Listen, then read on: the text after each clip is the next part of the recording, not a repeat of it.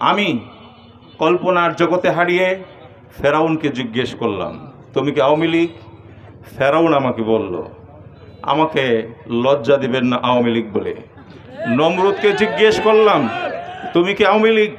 নমরুদ বলল, আওয়ামী লীগ বলে আমাকে লজ্জা দিবেন না। সংগ্রামী সাথী বন্ধুগণ, এখানেই শেষ নয়। হিংস্র হায়নাকে জিজ্ঞেস করলাম, তুমি কি আওয়ামী লীগ? হিংস্র হায়না বলল, আমাকে আওয়ামী লীগ বলে লজ্জা দিবেন না। পাগলা কুকুরকে বললাম, তুমি কি আওয়ামী লীগ? পাগলা কুকুর আমাকে বলল, আমাকে আওয়ামী লীগ বলে লজ্জা দিবেন না। সংগ্রামী সাথী বন্ধুগণ, বাংলাদেশের মানুষ এই 2024 সালের 5ই আগস্টে আওয়ামী লীগের বিরুদ্ধে যেই সংগ্রাম দেখিয়েছে, যে অসম্ভবকে সম্ভব করে দেখিয়েছে, এটা কোনো মানুষের বিরুদ্ধে আন্দোলন ছিল না, বিশ্বাস করি আন্দোলন ছিল ফেরাউনের বিরুদ্ধে আন্দোলন। এই আন্দোলন ছিল নমরুদের বিরুদ্ধে আন্দোলন। এই আন্দোলন ছিল হিংস্র হায়নার বিরুদ্ধে আন্দোলন। এই আন্দোলন ছিল পাগলা কুকুরের বিরুদ্ধে আন্দোলন।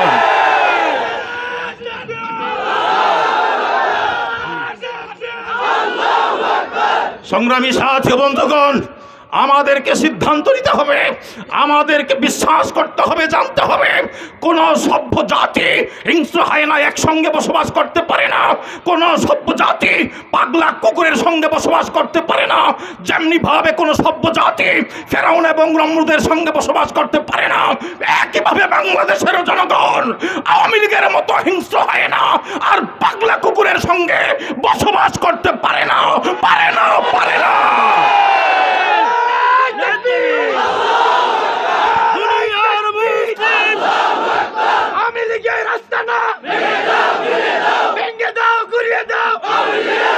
সংগ্রামী সাথী বন্ধুগণ, আর একটি কথা বলতে চাই।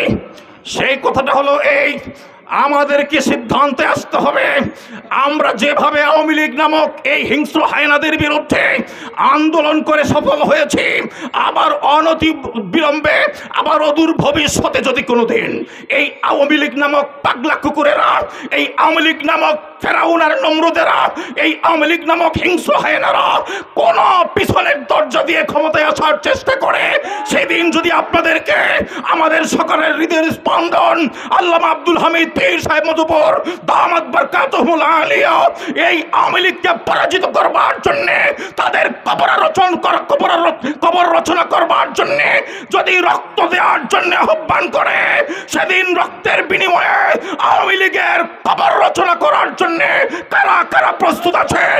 দুহাত তুলে দেখান।